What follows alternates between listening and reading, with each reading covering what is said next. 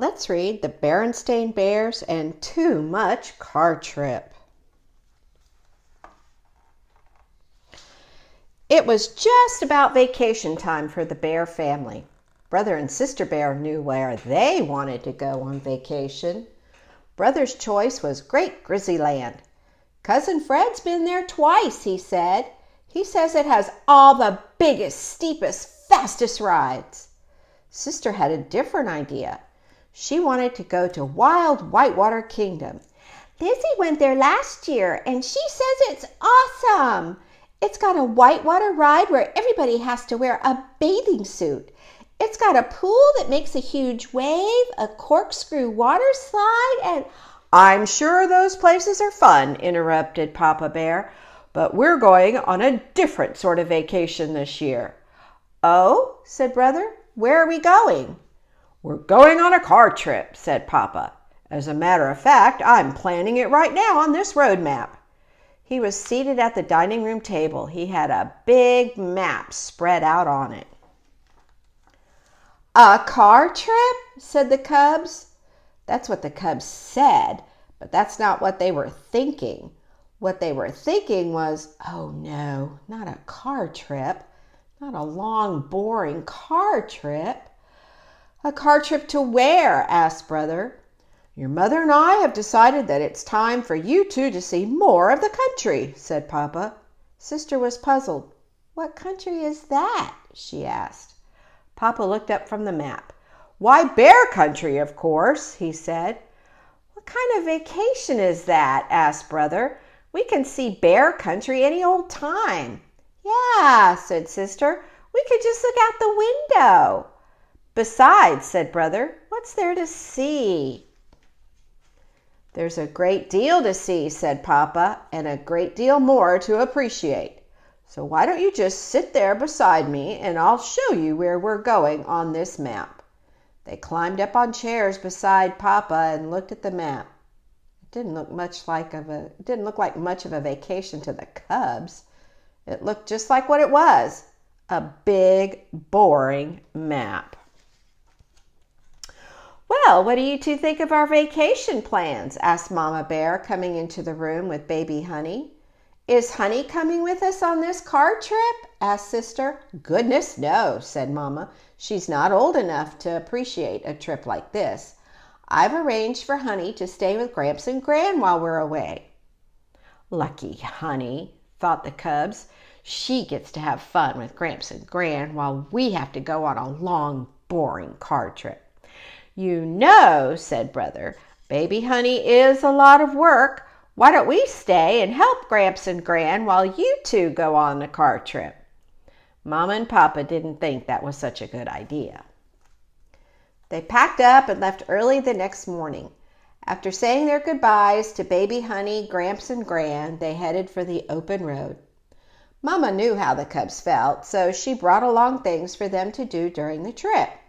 She brought crayons, a book of mazes, and some board games. But the cubs were so determined to be bored that they ignored the things Mama had brought. They just sat in the back of the car with their arms folded.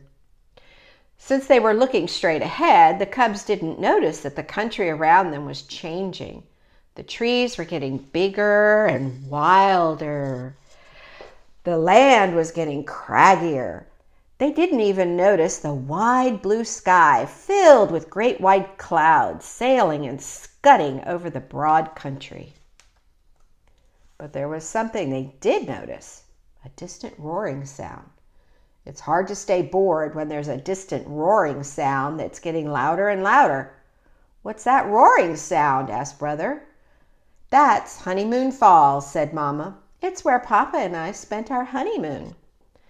Just then they turned a corner and there it was. Tons of water were pouring over a cliff and crashing into the river below. Brother and Sister forgot all about being bored and said, "Wow!" They parked the car and went to Honeymoon Point overlooking the falls. They had to rent slickers to keep from getting drenched. "I bet they don't have anything like this at Wild Whitewater Kingdom," shouted Sister over the roar. There's something I don't quite understand, Mama, she added as they headed back to the car. If you were here on your honeymoon, how come I don't remember it? Mama and Papa just looked at each other as Brother whispered, "We weren't even born yet, silly." That gave Sister something to think about on the next leg of their car trip. "Hey, look," shouted Brother. "Soldiers fighting! They're shooting at each other." "Nothing to worry about, son," said Papa. "They're just shooting blanks. They're reenactors." "Huh? What's reenactors?" asked Brother. "They're folks that act out important things that happened a long time ago." "What are they reenacting?" asked Sister. Papa looked at the map. "I'd say it's the Battle of Beetle Creek. See that stream? That's Beetle Creek." "Who was doing the fighting?" asked Brother. "Folks just like us," said Papa. "What were they fighting about?" asked Sister. "You know, countries don't just happen," said Papa. "Folks have to make them happen, and sometimes there's trouble. That's what the reenactors want us to think about. Sometimes you can learn from the past and do a better job in the future.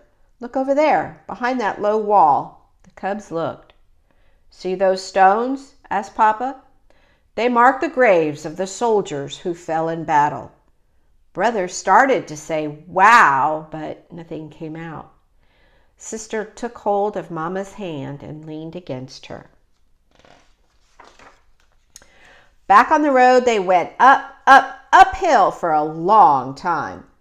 They passed a sign that said elevation 7,610 feet.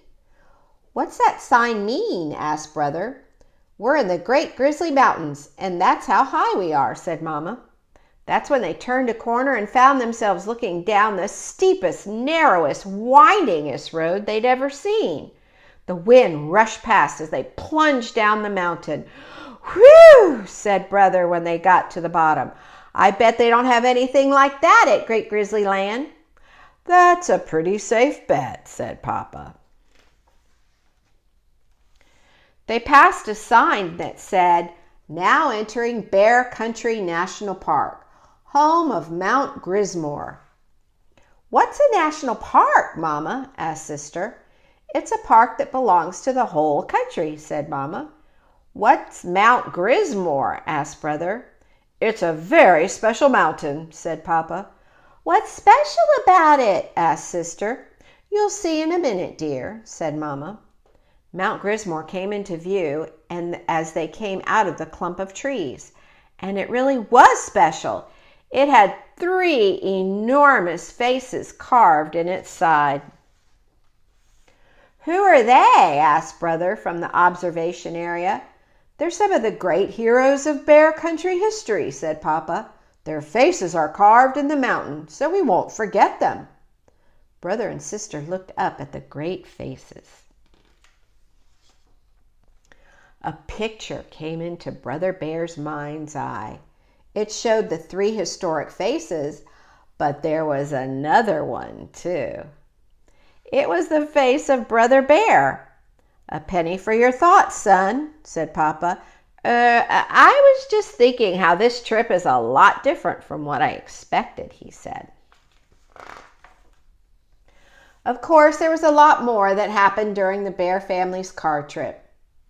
There were spilled drinks, bathroom stops, lots, sticky lollipops, souvenir shops, motel stops, and all the other things that usually go with car trips. But that's not what the cubs remembered. What they remembered was the big sky, the great falls, the mighty mountains, the little graveyard at Beetle Creek, and the heroes of Bear Country's history in the side of a mountain. Baby Honey Bear was asleep when they picked her up at Gramps and Gran's and headed home. "You know something, Papa," said Brother as they climbed the steps of the treehouse. "We ought to take Honey on a car trip sometime.